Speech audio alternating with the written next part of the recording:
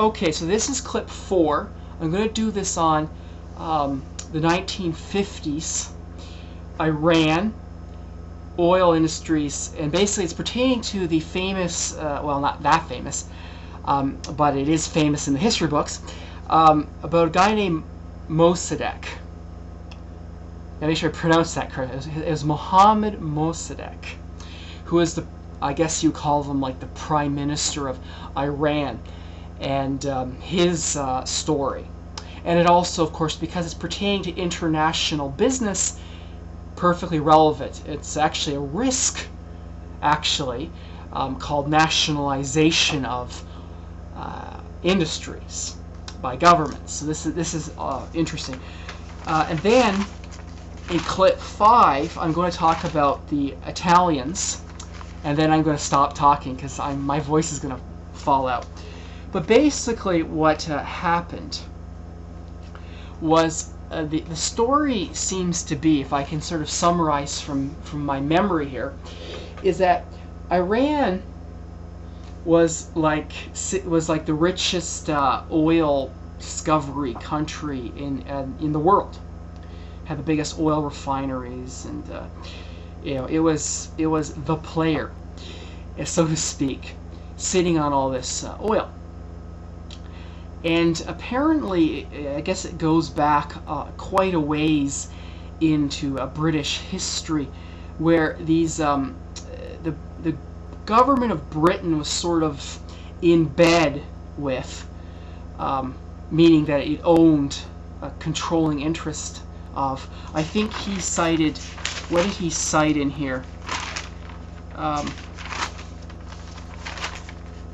He said that, yeah, it was the British government controlled, I think it was 53% of this company.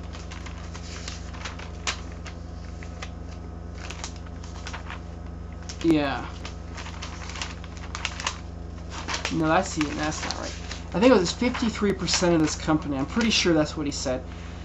Called the Anglo-American Oil Company.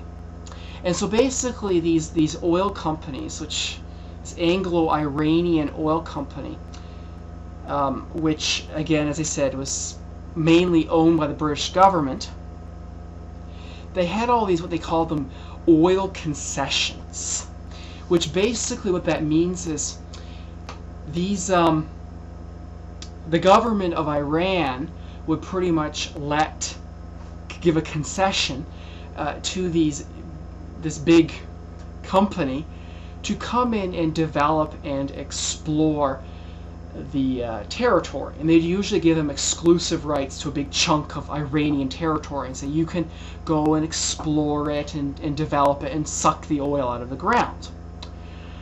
And basically that's what was going on. And the problem, of course, was that Iran was sort of pretty much taken over by the Americans, the British, and also the Russians during the Second World War, and so they really lost control of their country. They lost their national sovereignty. This is the politics part of it. And anyway, yeah, like he has a quote in his book: since 1919, British administrative officials had de facto run the administration of the country to secure this vital monopoly. In other words, what they're saying is that basically the British government, through this company, this Anglo-American Oil Company, pretty much the de facto means, or in fact, in reality, ran the country. I mean, sort of the legal thing might be that the Iranians run their country, but the reality, the de facto thing was that no, they didn't. Anyway, in the post-World War II era, there was a lot of decolonization going on. Basically, countries like India, African countries, Asian countries were saying, we don't want you foreigners taking over our countries, get lost. We want to run our own country. Thank you very much. Right? So kick out those imperialists and become independent countries. Well, it was because of this sort of worldwide movement that Mossadegh came around, that the situation of Iran basically being losing its national sovereignty and control over its country was no longer tolerable. They wouldn't allow it. And there's also another thing, that they were very pissed off by sort of the fact that the way that this was all set up was very discriminatory against Iran. Basically, the Iranian government, for instance, made an argument that they said, well, look over in Venezuela, the American Standard Oil Company has a 50-50 deal. In other words, 50% of the profit goes to the American Standard Oil Company and 50% goes to the Venezuelan government. But I guess from their statistics, when it came to this Anglo-Iranian Oil Company and the Iranian government, it was somewhere like 8%. It was sort of the average profit sharing. So 92% goes to the company, and the government of Iran gets 8%. Like he cited an example in his book. In 1948, Iran pumped out 23 million tons of oil, of which the Anglo-Iranians kept $320 million, and they gave the Iranian government $36 million, which works out to approximately 90% profit to the private company. And so there was a whole bunch of different things happened that effectively the Iranians tried very hard to get some sort of a fair deal, a better deal. And so that's what Dr. Mossadegh was all about.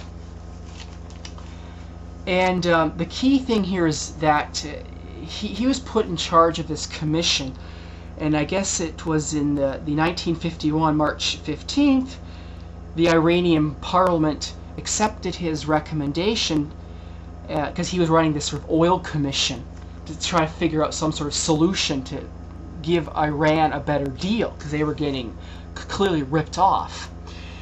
And part of this was to nationalize, with compensation, the Anglo-Iranian Oil Company. So in other words, the Iranian government would say, guess what? We're a sovereign country, and we're going to, exert our sovereignty over our natural resources. Now, you see, from an Anglo-American perspective, this, of course, could be analyzed as an example of the risks of international business. Governments can come along and nationalize. In other words, the government takes ownership, takes control of this business. Now your private company is no longer your private company. Of course, from the Iranian perspective, this is basically being seen as, we've gotten a raw deal for so many hundreds of years, or a very, very long time, and so we want to have a better deal. Yeah, here's my quote again. 53% of the Anglo-Iranian company was held by His Majesty's government. Yes, the British government. Now, of course, this created a whole bunch of other interesting historical issues. The British sent the Navy. There was a court challenge at the World Court of Justice in which the Iranians actually won. They have every legal right to do what they did.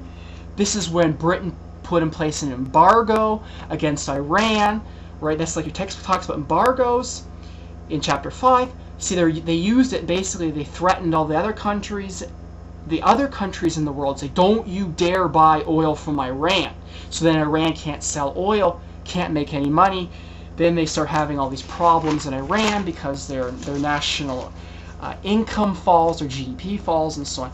I'm running out of time, but basically the story is that eventually the British and the Americans overthrow the government, get rid of